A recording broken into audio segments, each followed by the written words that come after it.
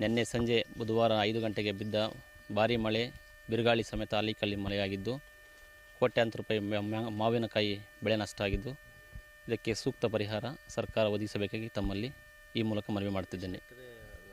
ಸುಮಾರು 600ರಿಂದ 700 ಎಕರೆ ಜಮೀನಿದ್ದು 300ರಿಂದ 350 ಜನ ರೈತರು ಇದನ್ನು ಅವಲಂಬಿ ಮಾವಿನಕಾಯಿ ನಂಬಿಕೊಂಡು ಜೀವನ ಮಾಡ್ತಿದ್ದರು.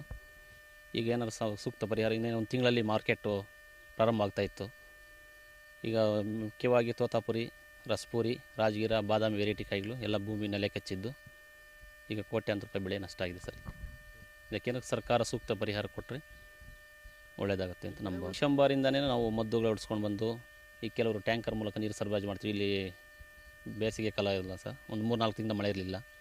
ಈಗ ನೀರಿನ ಟ್ಯಾಂಕರು, ಬೋರ್ವೆಲ್ಲಿಂದ ನೀರು ಓಡಿಸಿ ಈಗ ಬೆಲೆ ಎಲ್ಲ ಬೆಳ್ಕೊಂಡಿದ್ವಿ. ಈಗ ನಿನ್ನೆ ಅಕಾಲಿಕ ಮಳೆಯಿಂದಾಗಿ ಸ್ವಲ್ಪ ನಷ್ಟ ಆಗಿದೆ, 90% ಭಾಗ ನಷ್ಟ ಆಗಿದೆ ಸರ್. ಈಗ ಕಾಯಿ ರೆಡಿ ಇಲ್ಲ, ಎತ್ತು ಬಿಸಾಕೋದು ಸರ್. ಮಾರ್ಕೆಟ್ಗೆ ಇದು ಯೂಸ್ ಆಗಲ್ಲ ಸರ್ ಕಾಯಿ. ಮಾವು ಬೆಳೆ ಇದೆ ಸರ್, ಈಗ ಉತ್ತಮ ರೇಟು ಇದೆ. ಬಟ್ ನಮ್ಮ ಕಾಯಿನೂ ಮೆಚುರಿಟಿ ಆಗಿಲ್ವಲ್ಲ, ಇದನ್ನು ಅವರು ತಗೊಳ್ಳೋದಿಲ್ಲ ಸರ್ ಈಗ ಸದ್ಯಕ್ಕೆ. ಇನ್ನೊಂದು 20 ದಿವಸ, ಇಲ್ಲ ಒಂದು ಮೇ 25ನೇ ತಾರೀಕು ಮೇಲೆ ಆಗಿದ್ದರೆ ಮಾರ್ಕೆಟ್ ಓಪನ್ ಆಗ್ತಾಯಿತ್ತು. ಆವಾಗ ಏನಾದ್ರು ಸ್ವಲ್ಪ ಮೂಮೆಂಟ್ಸ್ ಆಗ್ತಾಯಿತ್ತು ಸರ್. ಇವಾಗ ಸೇಲ್ ಆಗೋದಿಲ್ಲ ಸರ್.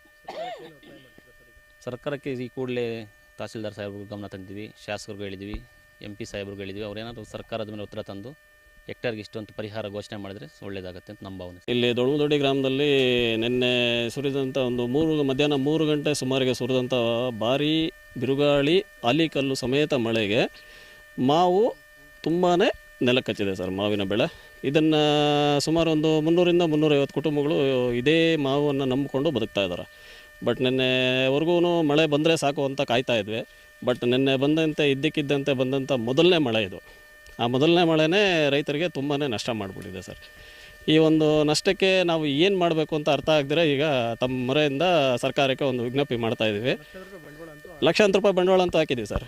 ಔಷಧಿ ಅಂಗಡಿನಲ್ಲಿ ಸಾಲ ತಂದಿದ್ದೀವಿ, ಸಾಲ ತಂದು ಮೆಡಿಸನ್ ಹೊಡೆದಿದ್ದೀವಿ. ಡಿಸೆಂಬರಿಂದನೇ ಔಷಧಿ ಹೊಡೆದಿದ್ದೀವಿ. ಆದ್ರೂ ಇದರಲ್ಲಿ ಮಳೆ ಇಲ್ದಿದ್ದ ಕಾರಣಕ್ಕೆ ಏನು ಮಾಡಿದ್ವಿ ಅಂದರೆ ನೀರುಗಳನ್ನು ಟ್ಯಾಂಕರ್ಗಳಿಂದ ಹೊಡಿತಾ ಇದ್ವಿ ಸರ್. ಒಂದು ಟ್ಯಾಂಕರ್ಗೆ 700-800 ರೂಪಾಯಿ ಕೊಟ್ಟು ಓಡಿಸಿದ್ವಿ. ಅದರಲ್ಲೂ ಏನೂ ಪ್ರಯೋಜನ ಆಗದಿರ ಆಗೋಯ್ತು. ಮಳೆ ಬಂದರೆ ಸಾಕು ಅಂತ ಕಾಯ್ತಾ ಇದ್ವಿ. ನಿನ್ನೆ ಬಂದಿರೋ ಮಳೆ ಈ ಥರ ಮಾಡಿಬಿಟ್ಟಿದೆ. ಹಾಗಾಗಿ ದಯವಿಟ್ಟು ತಮ್ಮ ಮುಖಾಂತರ ವಿನಂತಿಸ್ಕೊಳ್ತೀವಿ, ಸರ್ಕಾರ ಇದ್ರ ಬಗ್ಗೆ ಸೂಕ್ತ ಗಮನ ಹರಿಸಿ ರೈತರಿಗೆ ಪರಿಹಾರ ಕೊಡಿಸ್ಬೇಕು ಅಂತ ತಮ್ಮಲ್ಲಿ ಕಳಕಳಿಯಾಗಿ ಕೇಳ್ಕೊತೀವಿ ಸರ್.